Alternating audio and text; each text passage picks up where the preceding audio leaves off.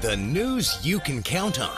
Mayport to Ponte Vedra Beach. The Island Times News Update begins right now. Here's Tom Patton. Welcome to the Island Times News Update. I'm Tom Patton.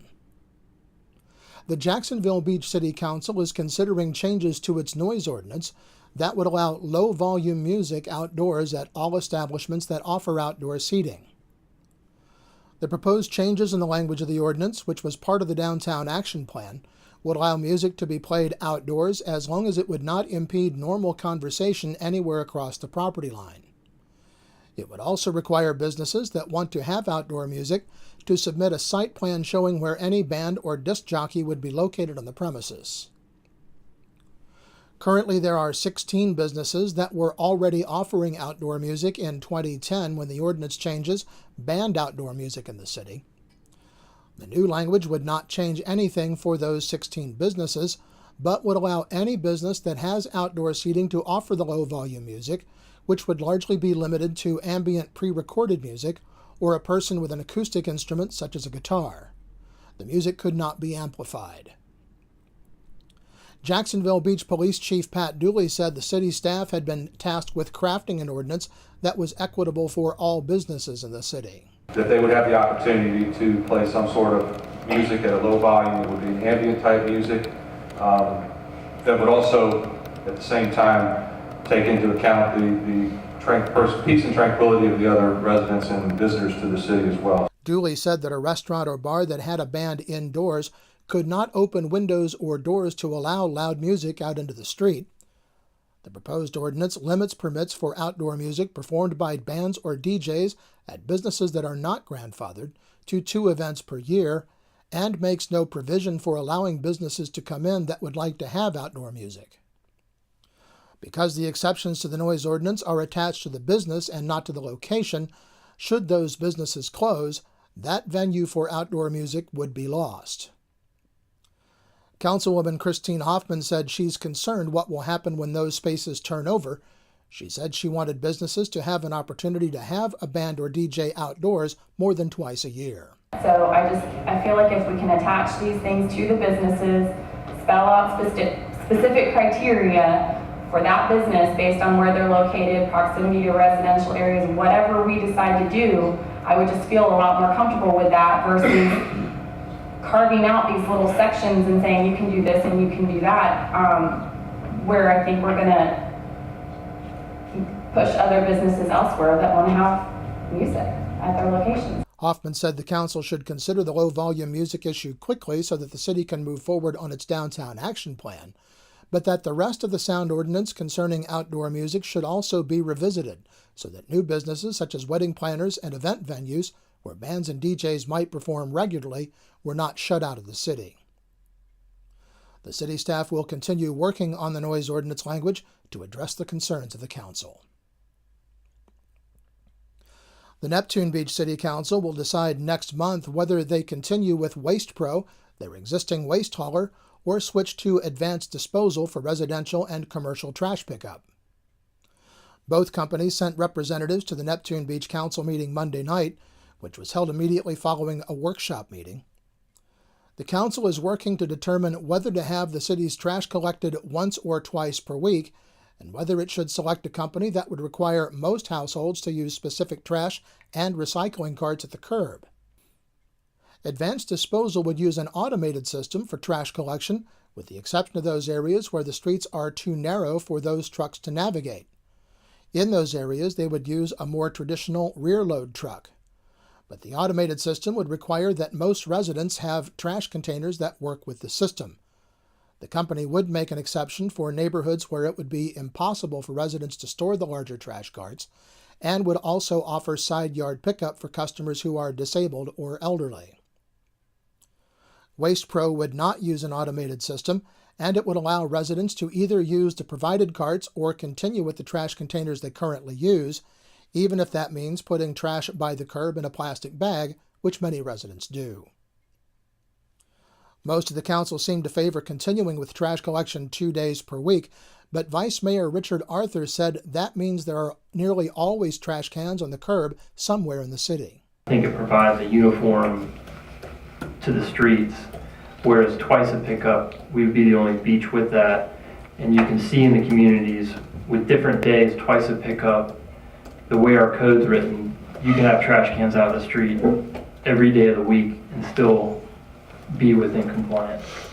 But Councilor Scott Wiley said that he felt like the city should stay with 2 days per week, and residents who don't want to put out their trash on the second day are not required to do so. We've had 2 days a week coverage for years. We've been using our own cans for years. I don't think there's a rush to get into this. I think if we keep it like it is with the 2 days, with the option to pick your can, maybe, and then encourage the recycling, because I think a lot of people will see that the recycling cans are useful and very, very helpful. But on the other cans, if they want to opt into the program, it's their option. But before I really make a decision, I want to, like Councilman Charlie said, look at the cost and also look at the commercial rates, because that side is going to be affected also. Mayor Harriet Pruitt also favored 2 days per week pickup, but she said she felt the containers at the curb should be uniform. Because I really do think that it would clean up the city. There are people over west of Penman, around Penman, they have a raccoon problem. There are people east of 3rd Street where they must have probably 7 or 8 or 9 little recycling bins out with beer cans blowing in the wind. You're having to pick up beer cans some days. 5 and 6 trash cans with holes in them blowing in the streets. So for me personally, I would like to go to a uniform system. The city is currently on a month-to-month contract with Waste Pro for trash collection, so City Attorney Patrick Krachowski said the issue should be dealt with sooner rather than later. He also reminded the council that every month that goes by in which there is not a trash contract in place under which the hauler covers tipping fees, the city is being billed between $10,000 and $15,000 per month to place its garbage in the county's landfill. The council will discuss this matter again at its regular meeting on June 6th and vote either that night or at a special called meeting following their scheduled workshop on June 20th. It will take about 6 weeks for whichever company is selected to get new carts distributed to those who want them and begin with a new service. Neptune Beach is still asking its residents for input into the waste hauling contract, particularly concerning the size and type of trash carts. Neptune Beach residents can visit the city's website to make their preference known. Jacksonville Beach City Attorney George Forbes has asked the city attorney to review its special events policy concerning a number of issues. At the council's workshop meeting Monday night, Forbes said that he has concerns about members of city council who participate as sponsors of special events. City attorney, we also had some dust-ups regarding special events and the special events policy over the last several months. So I've asked the city attorney to review the special events policy, including some concerns I have about city council members' involvement in special events, and report back to the city council the changes in the special event policy that she'd like to see made for the council to look at. City Councilman Phil Vogelsang, who helps to organize the Oktoberfest event in Jacksonville Beach, said it was not necessary for the city to pay the attorney to review the special events policy and council members' participation in bringing those events to the city. Vogelsang said he had spoken that day with Grace Schaefer, an attorney with the Florida Ethics Commission, about the issue, who said there was nothing unethical about the practice. And as long as there's no special benefit derived from being a city councilman, then there's no issues with us putting on special events. And I can just say with confidence that the Celtic Festival and which Mr. Dar is a part of, and Oktoberfest, which I'm a part of, have contributed just so far in 2016 54% of the special events budget. Vogelsang said that the Oktoberfest event pays $10,000 for permits, and the Celtic Festival is charged $7,500 to make sure they do not receive any preferential treatment as far as festivals are concerned. Forbes said he planned to continue with the review by the city attorney, who will report back to the council. Well, when we come back, the Beaches Trolley will be back for the summer. This is the Island Times News Update. The news you can count on. The Island Times News Update will be right back. Beaches Academy Child Care Center in Jacksonville Beach has been offering affordable, loving child care to families in the Beaches communities for 35 years. Conveniently located on Penman Road, Beaches Academy offers care for children from infants through preschool, with programs that encourage learning and outdoor play. Our affordable tuition means families can get quality child care at a price that fits their budget. Contact Beaches Academy at 246-3885 and schedule a tour of our center. Beaches Academy, the child always comes first.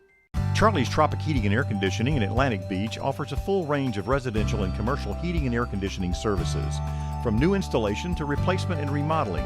Charlie's Tropic Heating and Air Conditioning can keep your home comfortable year-round, and they offer preventive maintenance contracts to keep your system running at peak efficiency.